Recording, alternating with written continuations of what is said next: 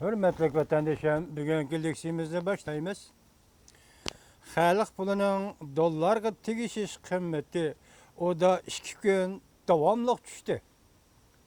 Mavzulu xabar 8. ayının 25. günü Büyük İra tor betide ilan kılındı. Xabar mundaq başlandı. 8. ayının 25. günü xalq pulunun dollarga ayrı başlaş kıymeti 6 yuan 4 mo 124 li boldu. Oval qısodi күніге seliştirganda 80 nokta düşüp ketdi. Düşüp ketiş 0,12% boldu. Mezgillik kıymeti bazar yepilgiçe 6'da 41 li boldu.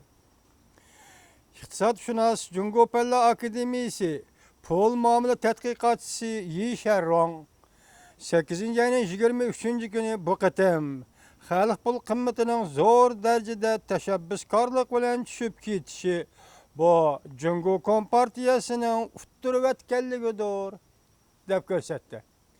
Xalq pul qimmatının bu derecede zor derece düşüp ketişi bu Jungo Kompartiyasının utturuvetkelligidir dep hüküm kıldı. Yi Sherrong mundaq görsetdi. Gerçi Jungo'nun Merkezi Bankası xalq pul qimmatının düşüp ketişi bir qatımlıq iş. Şuna davamlıq düşüş çektik boludu. Dep ta'kidlasam, xalqaro bozordagilar xalq puli yana davamlıq qimmatini yo'qotdi, yana davamlıq tuvallaydi dep hisobladi.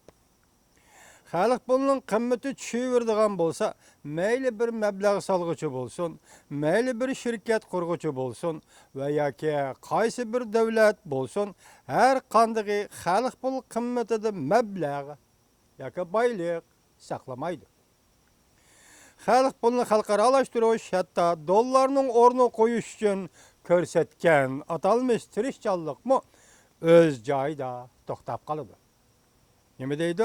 Xalq pulini xalqaralaştırış, hatto dollarning o'rni qo'yish uchun ko'rsatgan atalmish tirishchanlikmi o'z joyida to'xtab qoladi.